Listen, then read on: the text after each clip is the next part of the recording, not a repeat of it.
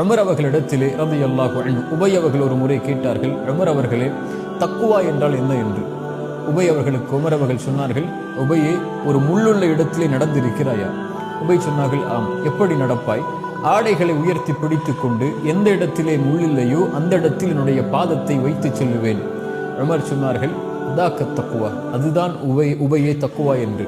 இந்த உலக வாழ்வில் நீ வாழும் போது எந்த இடத்தில் அல்லாஹ்வுடைய கட்டளை இருக்கிறது, எதை அல்லாஹ் தடுத்திருக்கிறான் என்று பார்த்து வாழ்தல் தான் தக்குவா என்று சொன்னார்கள்.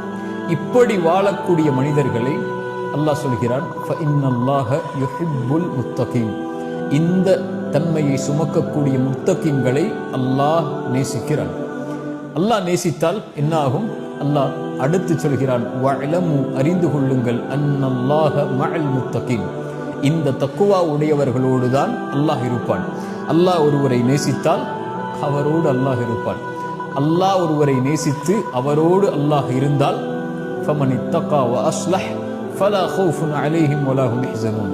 யார் அல்லாஹ்வை அஞ்சி தக்குவாவை சுமந்து தன்னை சீர்படுத்திக் கொள்கிறார்களோ அவர்களுக்கு எந்த கவலையும் இல்லை, எந்த பயமும் இல்லை.